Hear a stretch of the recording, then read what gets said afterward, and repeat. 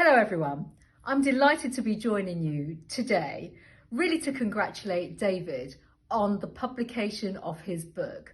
Of course, David has been a stalwart of Westminster. He has been around for a long time, but of course he's got a great deal of experience, insight and knowledge. He's of course a fellow Essex MP and a great Essex MP. So David, I look forward to receiving my copy of your book, and of course I wish you every success. Good evening. I'm Anne Widdicombe, and I served with David in the House of Commons from 1987, which was 4 years after he got in, of course, until I left in 2010. But he's still there, and he's seen a tremendous amount of change during his time. And he's recorded all of that in a fascinating book called Eyes and Ears. And tonight, you're going to be hearing David talking to two colleagues about that book. I reckon it's going to be very interesting, full of revelation, and probably also giving us an awful lot of food for thought. So have a great evening. Next month, a book which I have written called Eyes and Ears, A Survivor's Guide to Westminster, will be published, part of which covers Brexit. And yes, by inference, everyone will be in the book.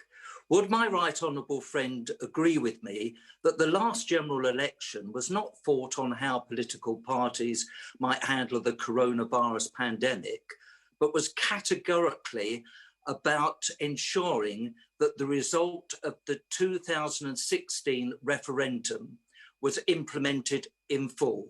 Will my right honourable friend confirm that that is what he intends to see happen? Prime Minister. I can indeed, Mr. Speaker. I congratulate my right honourable friend on his new book. If you were to read his excellent book, Madam Deputy Speaker, Eyes and Ears, probably available in all good bookshops, you would be aware that he is the proud patron of the Conservative Animal Welfare Foundation and has devoted much of his life to campaigning on behalf of our furry friends. Good evening, everyone, and welcome to this event. Thank you for joining. If at the end of my being interviewed you would like to ask me any questions, please put those questions in the live chat section. And if you would like to purchase the book, there is a link that you can find below. So please go to that. You can get the book from Ian Dale at Politicos. You can get it from Amazon. You can also get it direct from Lueth, the publishers. But finally, you could also get it directly from myself. I've got a number of my books in the House of Commons, and through your own Member of Parliament, if you tell them that you would like the book, I'm sure they'd be only too pleased to collect them directly from my office in the House of Commons. I hope you enjoy the evening.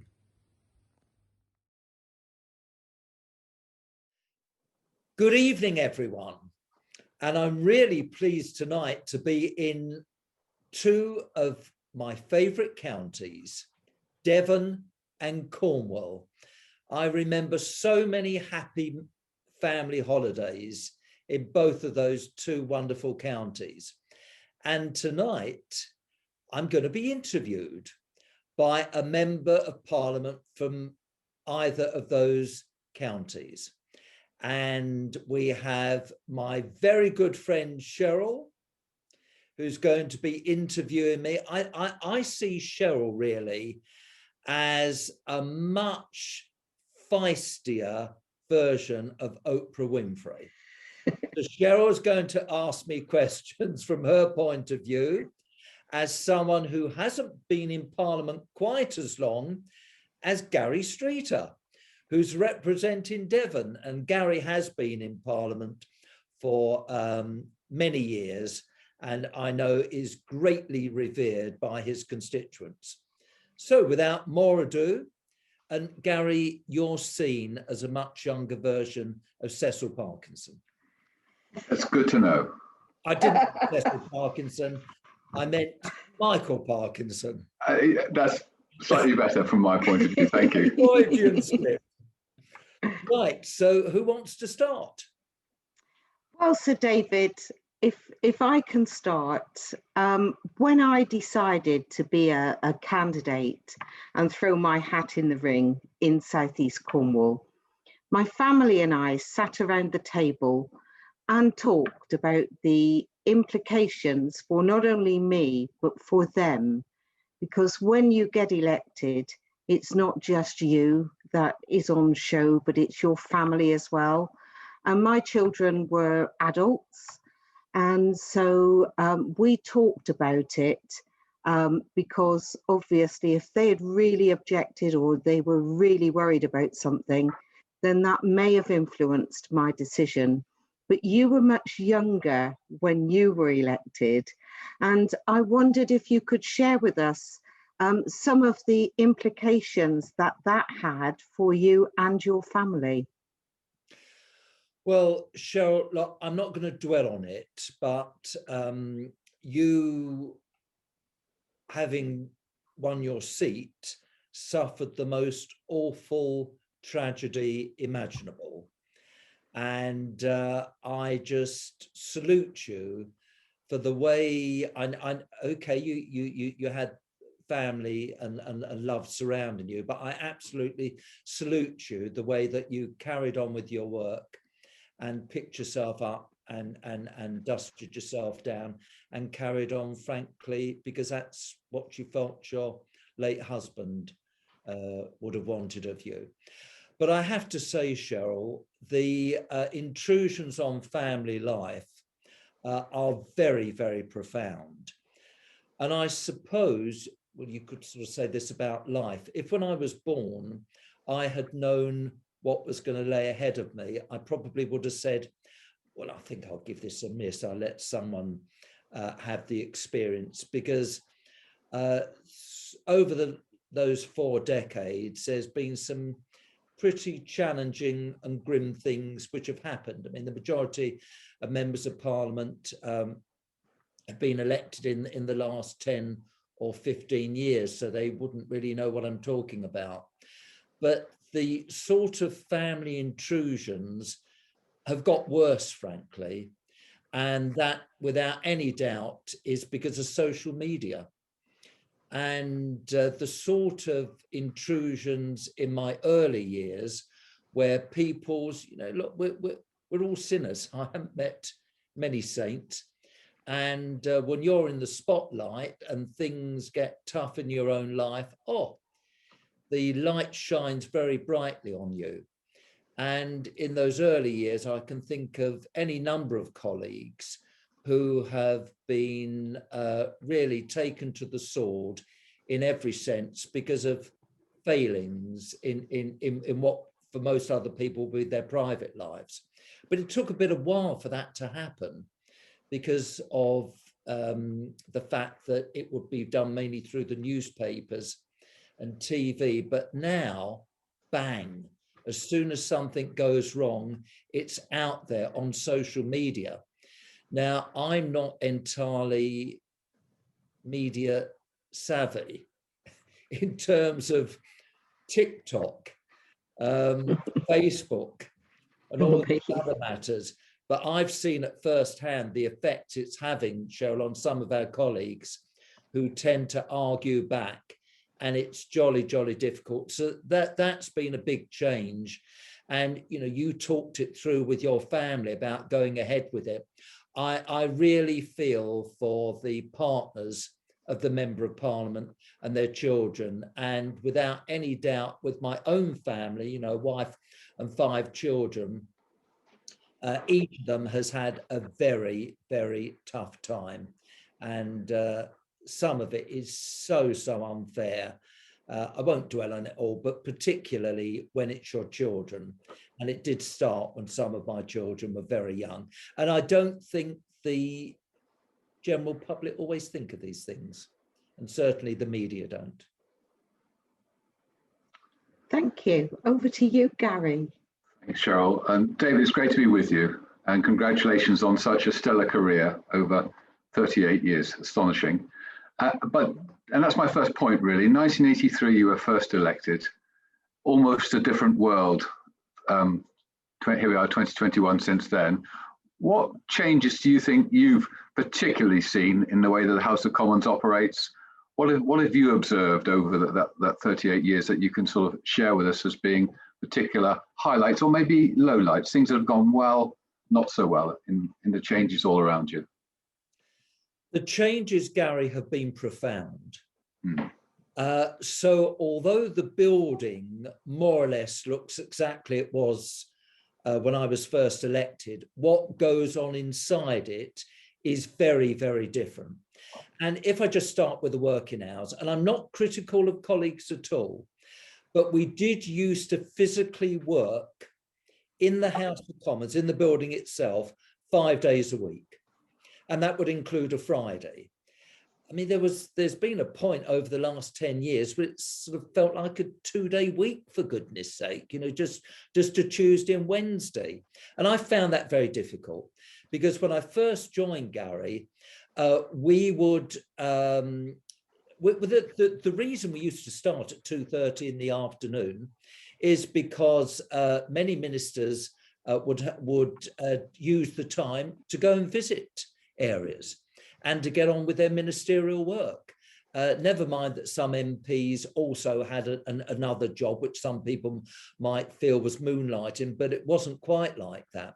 So we start at 2:30 and we would go on to the wee hours of the morning until 2, 3, 4 a.m.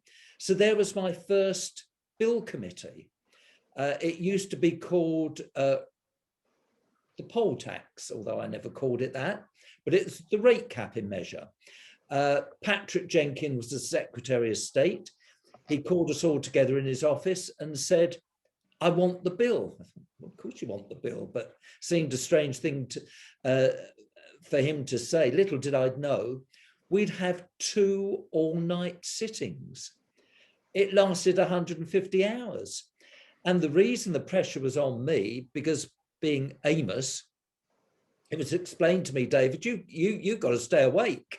So there was one evening where I looked round the room, everyone was asleep like that, slumped on the bench, except the person speaking. And all of a sudden he stopped, a division was called, the Labour chairman woke up and said, I apologise to the committee, it's been on automatic pilot.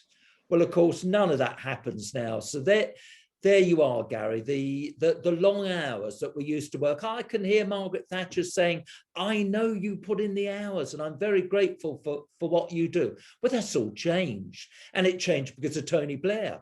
He got in with this huge majority, didn't like the House of Commons, didn't like anything challenged. So he imposed his will on the House. The guillotine was brought in and filibustering stopped completely. I mean, I can think of, it was no small measure to speak for 3 hours and people would intervene to keep the debate going. All of that has changed, Gary. The traditions have gone. People would put on a top hat and say, I spy strangers, and then you could go into a private sitting. People used to be thrown out of the House of Commons. I loved it. It was marvelous. You know, the sergeant and arms would be, I mean, most of them went willingly, but they used to be thrown out of the chamber. Well, I mean, none of that happens now, frankly.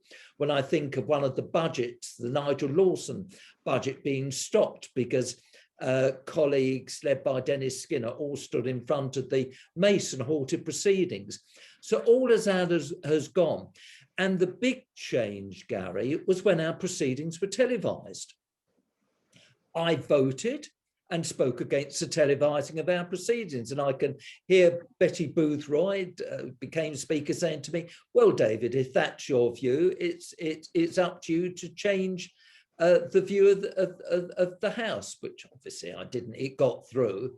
And the idea that we're not televised now would seem extraordinary. But my maiden speech, it was only on radio. I don't have a video footage of it.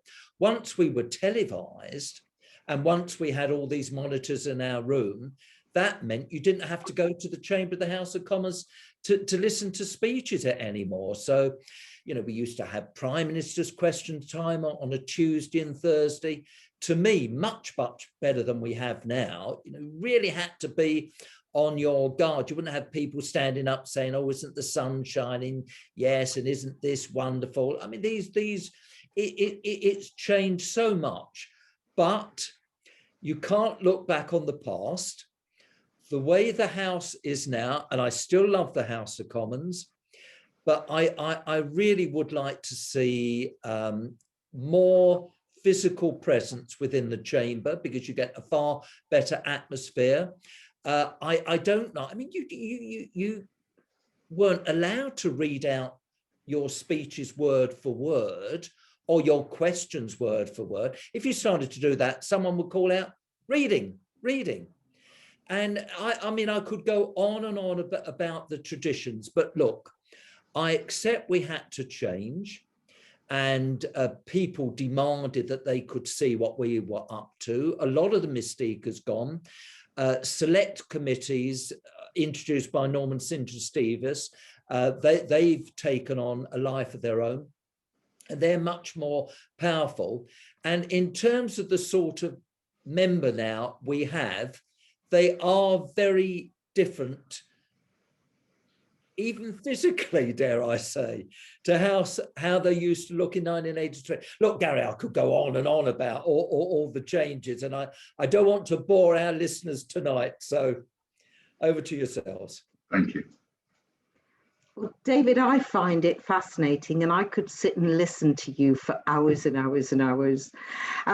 But one of the things I still meet up with my Conservative predecessor, there was a Lib Dem between us, but Sir Robert Hicks, and what he can't understand is why I take so long answering constituents' correspondence, because of course, when he was elected, people would write to him and he would then reply, and it would often take up to a week or more for him to respond. Now people just sit there, click a button on a computer, and it generates an email to me. And I know I've responded to some people who haven't even known they've written to me about an issue. What do you think about the changes with that? Have you noticed any other changes, or what do you think about the communications with constituents and MPs now? Crikey, Cheryl, I'm so glad you brought this subject up, and I remember Robert Hicks very, very well. And Cheryl and Gary, I just want to share this to you. I'm not going to name the ministers for obvious reasons, but my office said, do you realise we've got a response, and it's dated last March? We've got a response dated last September. Well, I'm sorry, I've said I'm not having that. And I scribbled across it, not acceptable, da-di-da-di-da. The lovely minister phoned me up this week. At first, banged on, not letting me get a word in edgeways. And I said, look, I know the department's been very, very busy. I accept all of that. But do you realise your civil servants haven't even put on the letter the name of the constituent that I raised the problem about? So I don't know whether it's a generic thing. I said, can't even. They took the point completely. But again, Cheryl, this is what's happened with Parliament.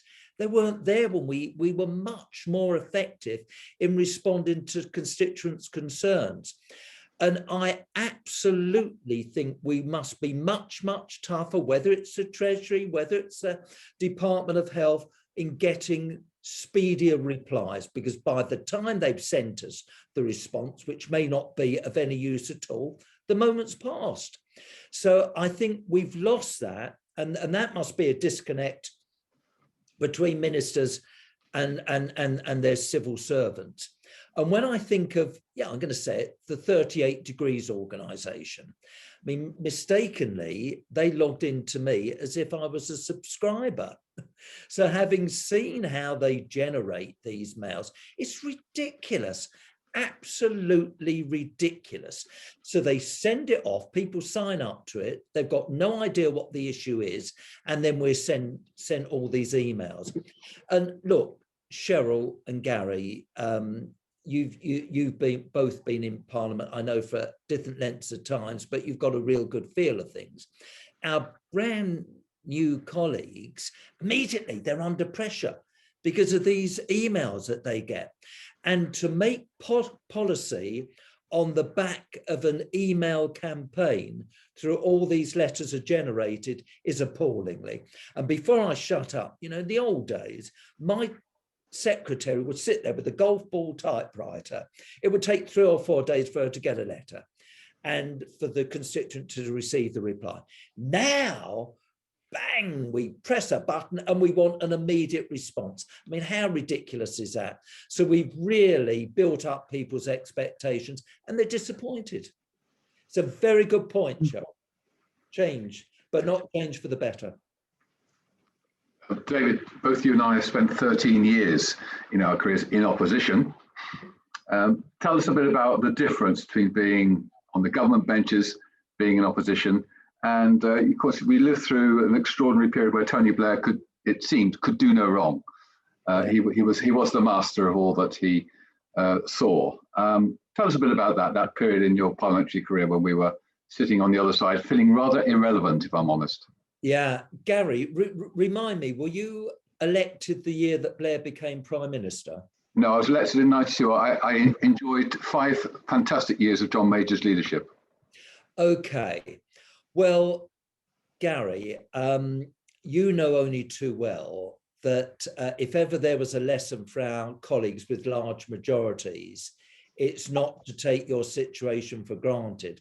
Having represented Basildon, which was always a marginal, I always prepared myself for defeat because I don't want to be emotional when I lose my seat.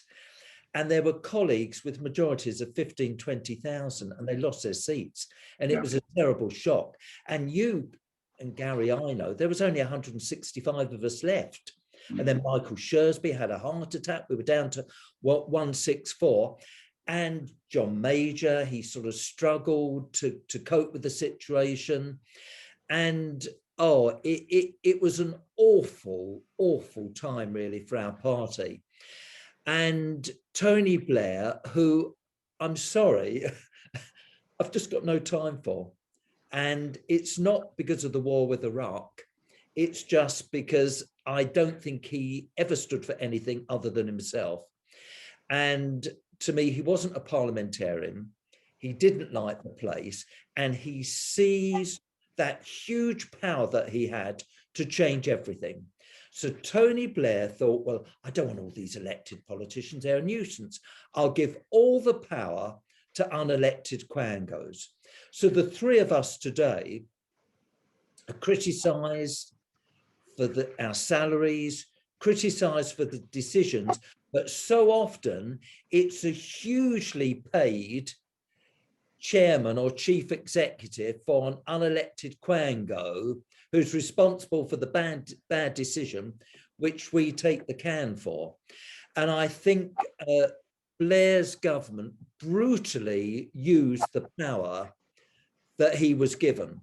So when I think here we are in the middle of the coronavirus pandemic, I personally, and I don't care who hears this, I do not think devolution is serving us well at the moment.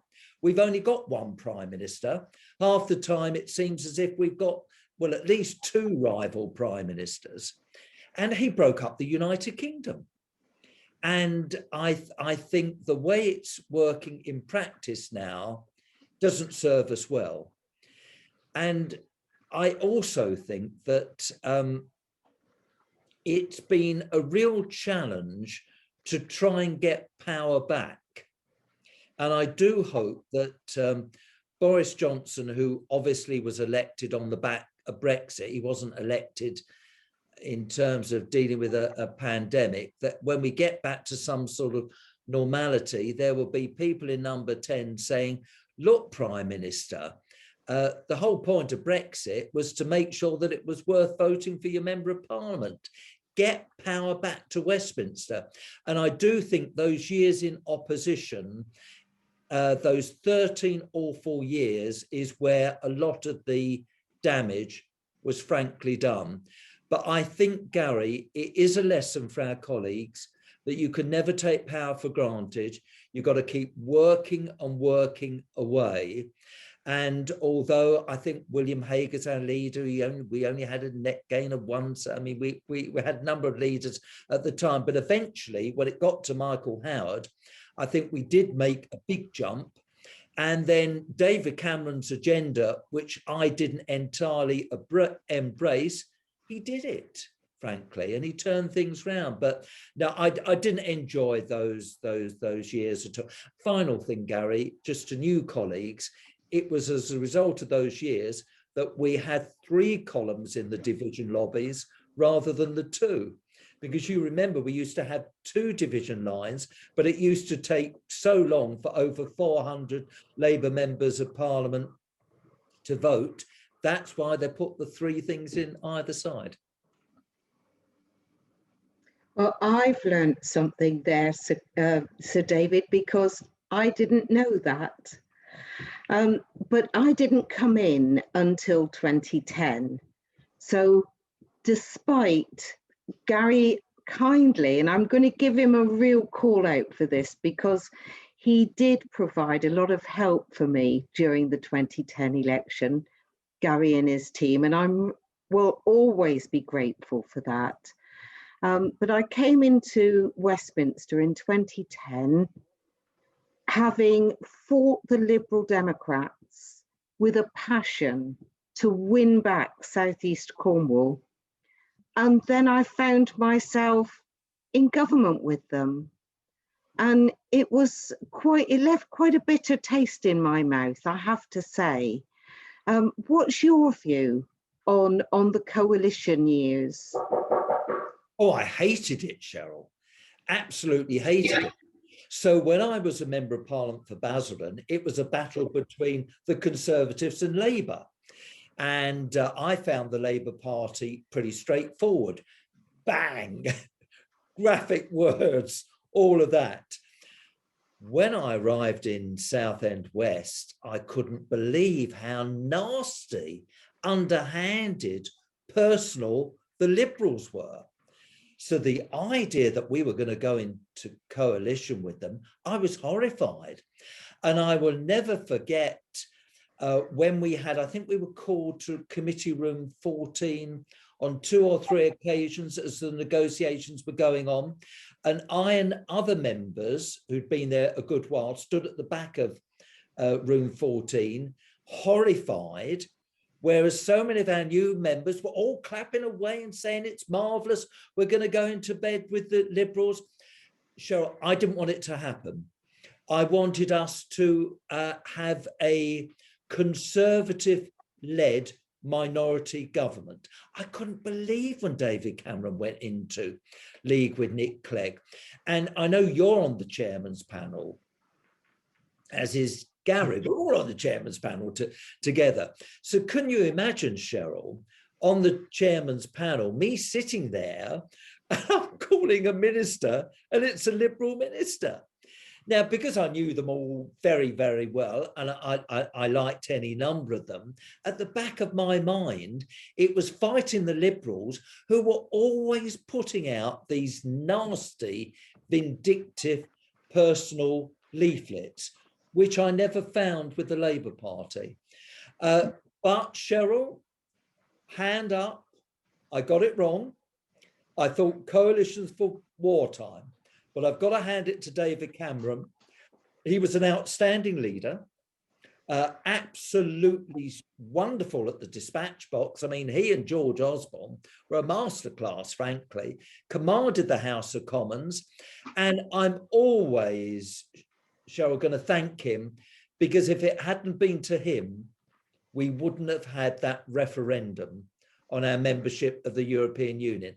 I know it didn't go the way he wanted, and I know that's why he and George left the House of Commons, but I will always be grateful for him. And he did turn around the fortunes, and he got us in a much better place, so that we had, for 2 or 3 years, a bit of a tricky time, but we're now back with a Conservative majority government. But I didn't like coalition.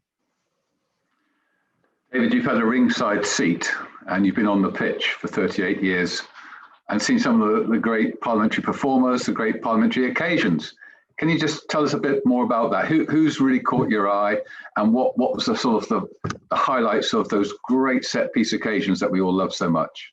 Not necessarily the greatest honour, but head and shoulders above everyone else is Margaret Thatcher. And I mean, we could do a whole programme on my personal relationship with Margaret, but I do owe her everything.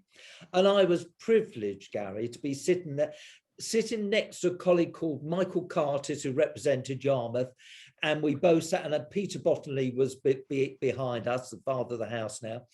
And I was sitting there when she made that speech after she'd been brought down, which I was very upset and horrified by.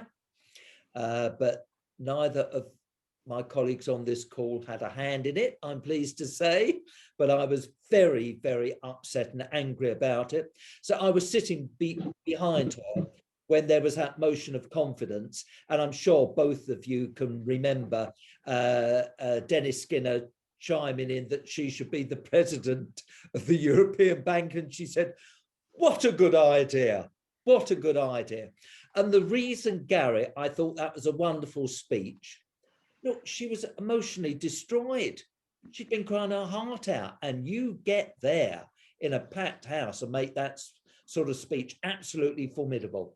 And I was there when people like Michael Heseltine was at his peak. Norman Tebbit, oh, he was wonderful at the dispatch box. And John Biffin was an absolutely outstanding leader of the House. Ken Baker, magnificent as Secretary of State for Education. Oh, I mean, he was just wonderful. On the other side, I also caught a glimpse of Michael Foot. Now, he'll always be remembered because of his appearance at the Cenotaph, but I was there when he made some absolutely wonderful speeches, fluent. Enoch Powell, when Enoch Powell stood up and made a speech in the House of Commons and it was packed, you could hear a pin drop. And these people, something I couldn't do now, they wouldn't have any paper in front of them, that they would just speak. And a great parliamentary moment, Gary, because it tends to be, you know, we've all heard it said, your enemies aren't opposite you, they're behind you. So I spend all the time taking knives out of my back. I don't know about you two. So when there's an argument on your own benches, and I've seen it happen twice, the late Leon Britton and Michael Heseltine, absolutely electric.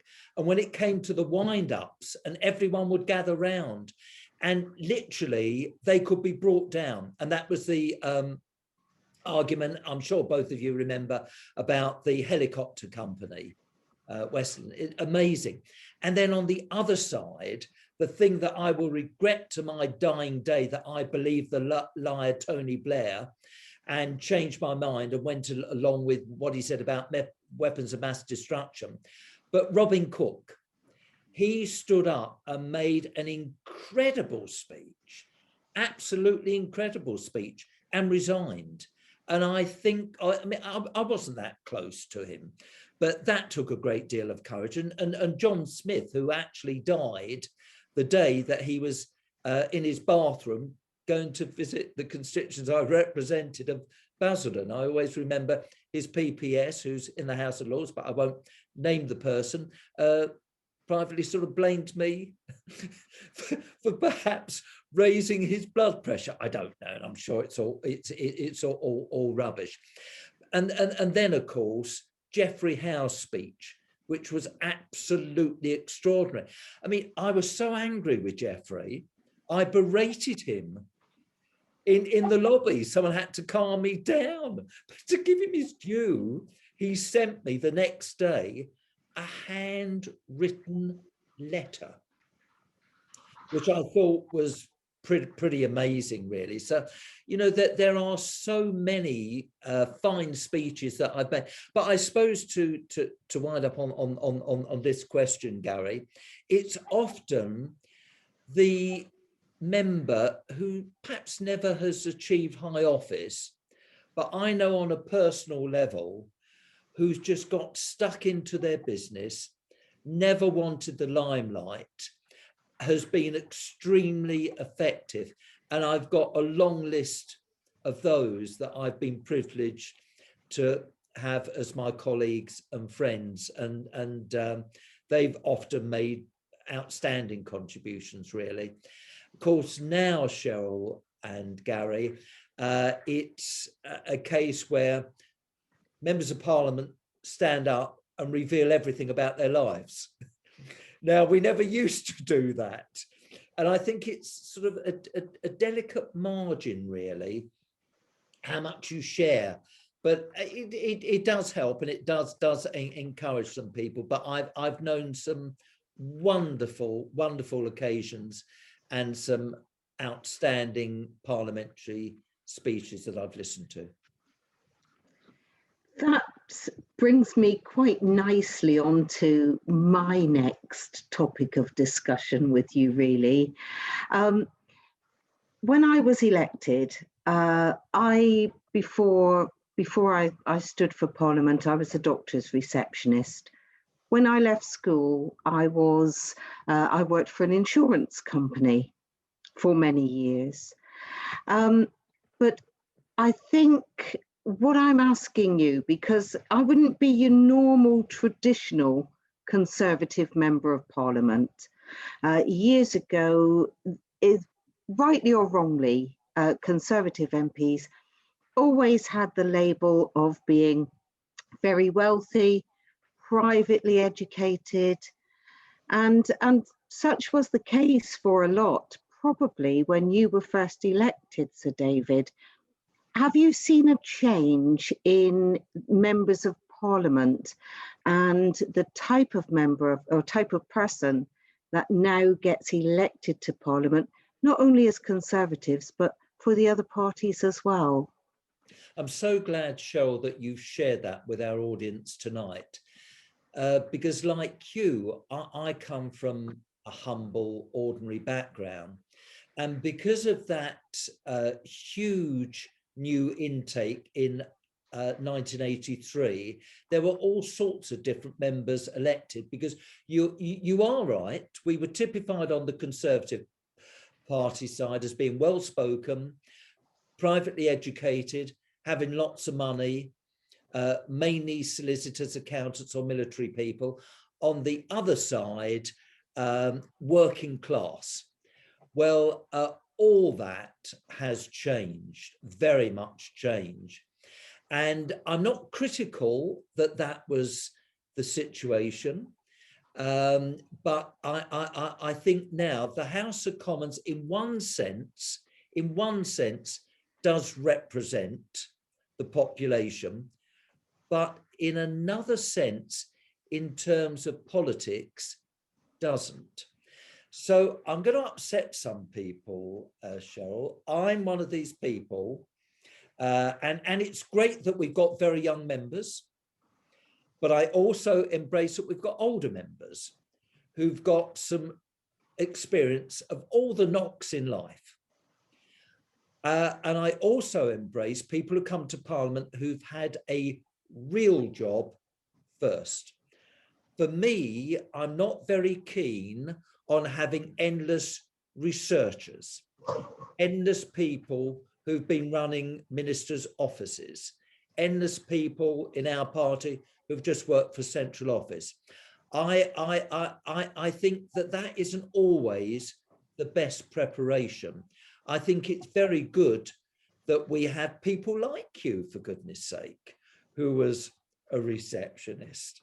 And I think your fishing background is absolutely spot on, because I think the general public now really does expect us to reflect them, really.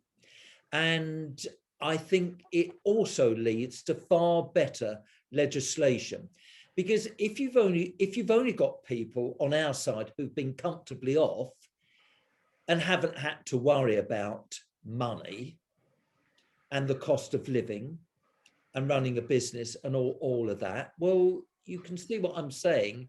It doesn't make for the best judgment.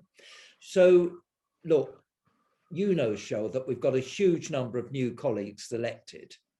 They haven't had a good introduction to Parliament because it's been when Parliament hasn't properly been sitting. But listening to them now, it seems as if there's a competition who's lower in the gutter. I mean, Edith PF doesn't come into it. It seems as if we've got some people with incredibly humble backgrounds. I'm not going to mention some of them, but I've been listening to their speeches and their revelations have been extraordinary. So I think on our side, there's real posh and there's not real posh. And we need a real mixture of life experiences. So it has changed. It's changed in one sense for the better, but I just do not want to see an endless list of researchers, because I was in recruitment for many years. I've interviewed hundreds and thousands of people, and most of them have asked me for advice. I give them advice and I say, look, I've never been too proud. I've worked in kitchens, I've had post jobs and all the rest of it. Don't have a blank CV. So if you want to go into politics, go out and try and get a real job first. Thank you. I completely agree with that, David. Just changing tack slightly, you mentioned in your opening remarks about the wonders of the Houses of Parliament and the fact that they haven't changed a lot from the outside. They've changed dramatically on what we do with them, but they're still standing. But we all know they're also slightly falling down, and there are some very real structural issues about them. And the country's about to spend several £billion on restoring, renewing, and so on. What's your view about that? Is that the right thing to do? Obviously, it's not our Parliament, it belongs to the nation. But should we be spending that kind of money, or should we be looking to have some kind of modern office block in Milton Keynes as our new headquarters? Oh, Gary, I'm so pleased you've asked me that question, because it was raised, of course, last week at Business Questions when I happened to have a question, and a number of our colleagues threw their weight in. Look, I unashamedly love the building, and I do call it the Mother of Parliaments, and I deprecate anyone who wants to just get us out of the building permanently and turn it into some sort of visitor attraction.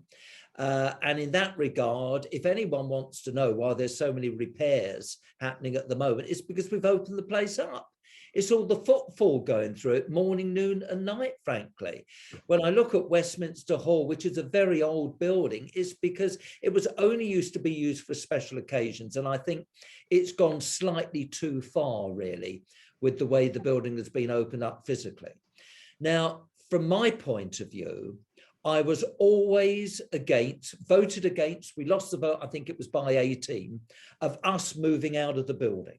If we move out of the building for 10 years, we won't be coming back, because we have detected a number of MPs who do not want to have a parliament in a palace.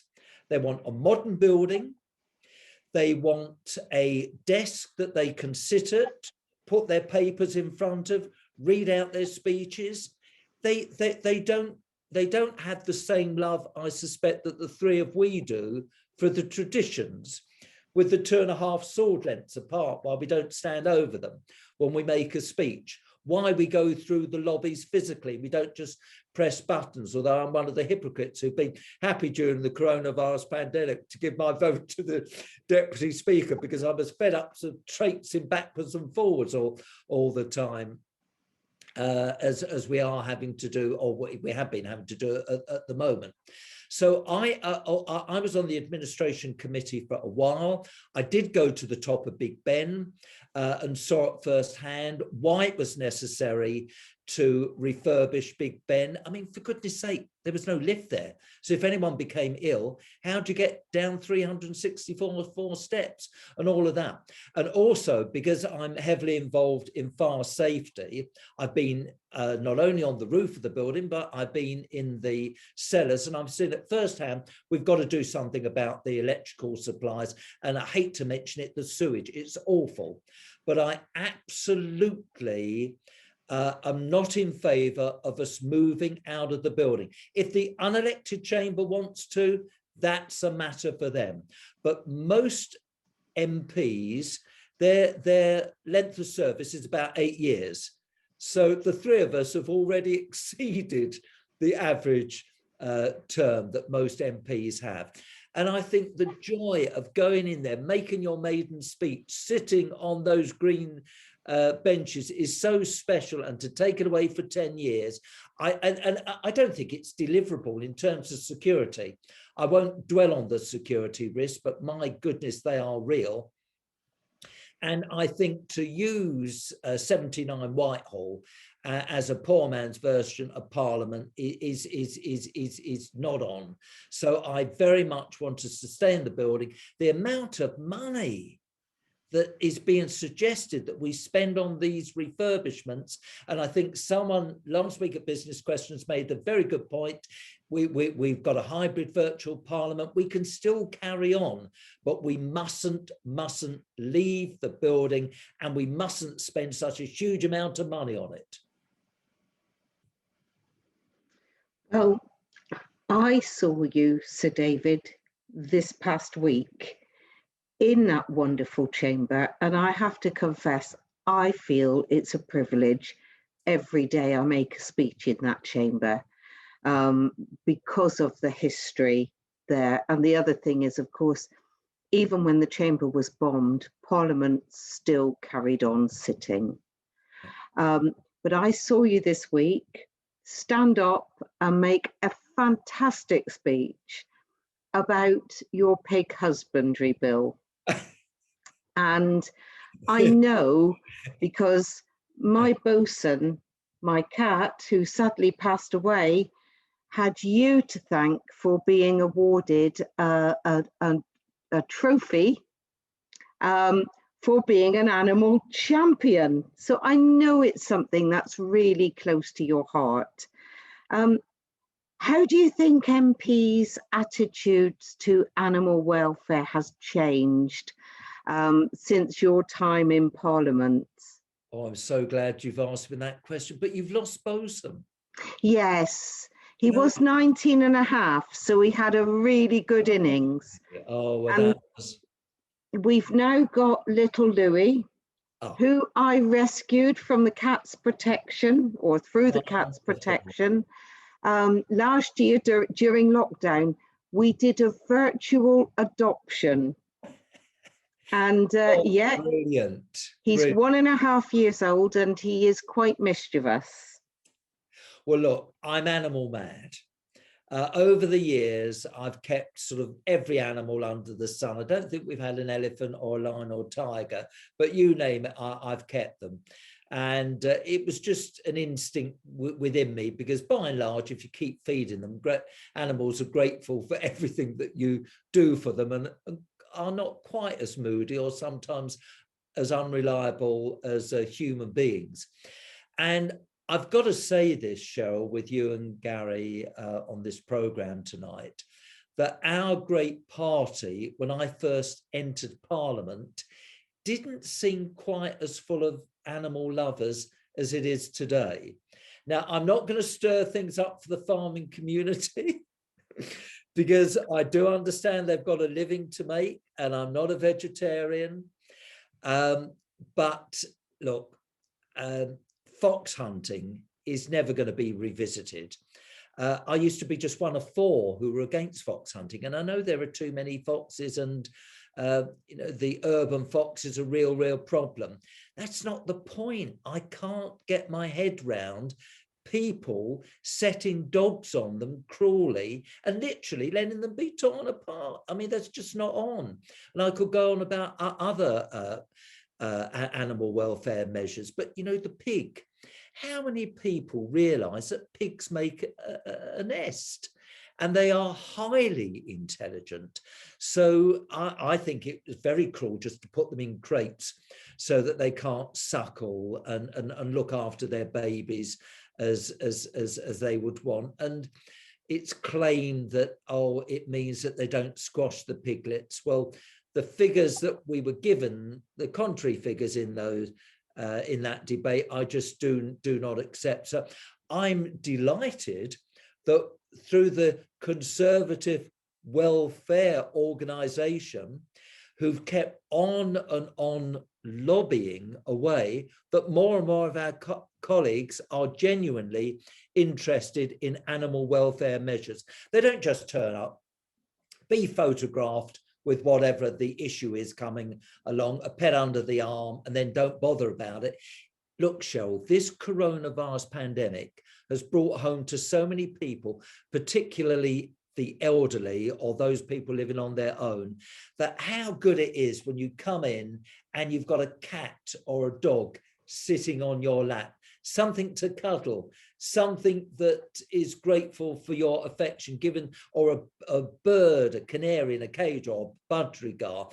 So I really think our party's come a very long way on animal welfare legislation, support for it, and I'm delighted about it.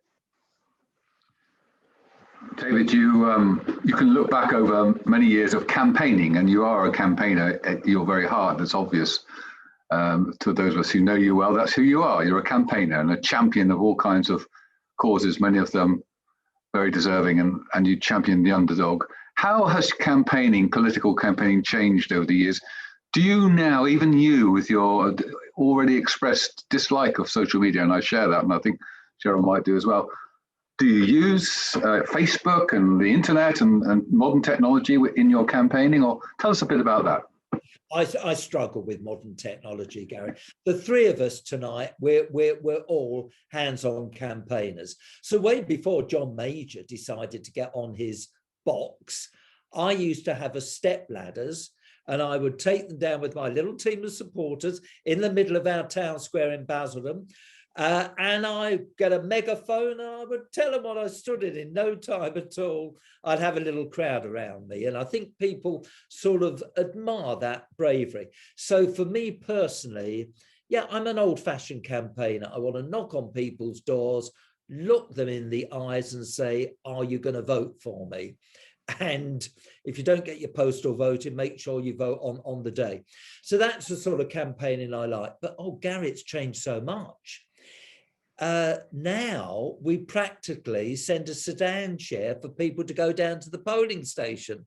I mean, we've made it so easy for them with this online registration and absentee voting and all of that. So I think the big change is I still have a public meeting, but you know, who turns up at the public meetings? It's organised by our local churches, and I think it's a good thing to go along to. But people don't get off their backsides anymore and go to public halls to listen to you unless there's an issue, a problem with the hospital, a problem with the road. They'll all turn up. But I don't think really to listen to politicians. It's only your supporters or aunties who turn up. So in recent elections, Gary, I have been persuaded by my team to get modern. I won't do TikTok. I can't get my head around it. I would not do Facebook, but I'm on Twitter. So I'm on Twitter and it does work for me. But the thing I won't do is I won't engage with people on Twitter. No. So with the link, you know, all the nasty comments that are made about us, I don't allow them. But and they've got used to it and they accept it, and it's really working well on Twitter. Telephone canvassing. See, we never used to do this in the early days, but now we telephone on the we do telephone canvassing. It's okay, but it's not good as good as the eye contact. I mean, soon we're going to be doing what we're doing now, aren't we? We're going to be Zoom canvassing, frankly, or Skype canvassing. It has changed enormously. I still, you know, I'm old-fashioned. On the day of the election, I have a cavalcade, go around the town. I've got a loudspeaker on telling people to go and put their vote out. But look, Gary and Cheryl, on election day now, half the people have already voted. They've already voted. So that's been an enormous change. And I used to love the razzmatazz. We'd give out balloons, not directly to school children away, but to their mothers and fathers, saying vote for David Amess and all the rest of it. It's very, very constrained. And the style of campaigning has altered enormously. But I do say to our party leaders, it's no good hiding away during general election campaign. No. You've unfortunately got to go out there, and unfortunately you've got to be on TV whether you like it or not, and you've got to have crowds around you. That is the modern way. So there's been a big change. Reluctantly, although I'm useless at the new technology, Gary, I'm having a stab at it. Well, I'm really impressed. But what impresses me more is, and I've got my copy here with my pink bookmark, but Sir David, it's the charities that you have said will benefit from this book. And everybody, here it is. You can get it quite easily. Buy your copy because it's well worth it. But you've picked charities and endometriosis. What made you, and that's a really, really good cause, because I know a lot of women suffer from it. It's often something that women don't talk about a lot. And it's also, so they suffer in silence, and your book supporting that charity is going to enable them to get help. Why did you choose that charity? Oh, Cheryl, thank you for your kind and generous words. Look, although I've got 4 daughters, I've got a son as well, I'd never heard of endometriosis. A constituent came into my office explaining the endless surgery. This is a young woman who's ended up with a hysterectomy. Awful. And I said, right, I'm going to help you. And that young woman is entirely responsible, Cheryl, for the all-party parliamentary group. We've now got the BBC talking about it, presenters talking about it. And how good is that, that the Department of Health, in the recent statement at the House of Commons, they mentioned endometriosis. So that is why I'm giving some of the money to Endometriosis UK. And in your typically generous fashion, if I may say so, you've also chosen 2 other charities, David. Prostate, I know about, and I'm sure most of us are very supportive of the work they do. But tell us a bit about that, and also the Music Man project. What on earth is that, and why are you supporting it? Well, look, Gary, we chaps aren't so good for looking out for ourselves, are we? As ladies, we're squeamish and all of that. So a constituent came along to me, had prostate cancer, got over it, and through therapy was able to get a good outcome, really. So that's why I'm supporting prostate. And we've all got to be where men of a certain age about our PSA level.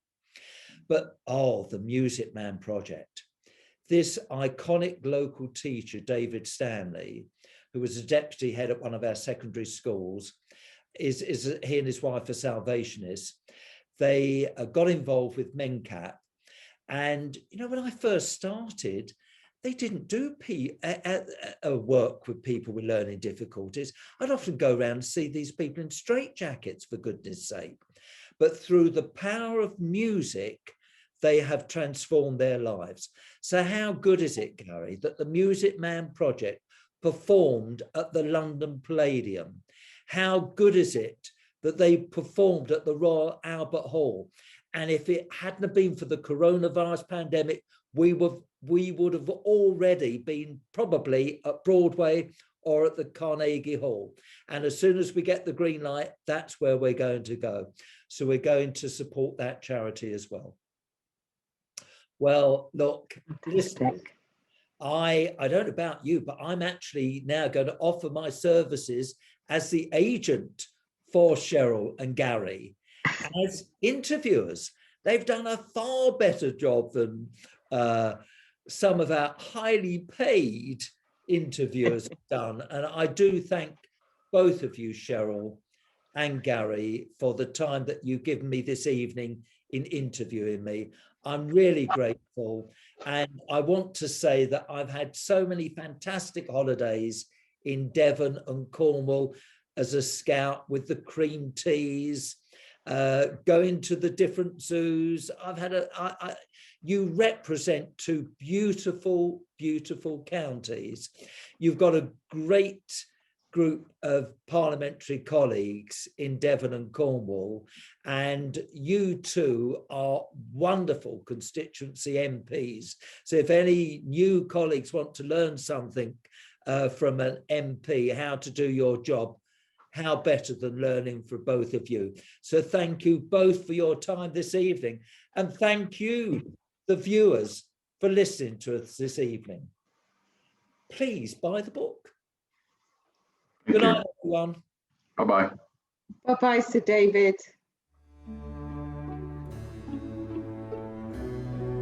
This is my journey so far. Where I was born, where I became a councillor, when I was first elected to Parliament, and where I am now the Member of Parliament for. Enjoy my journey.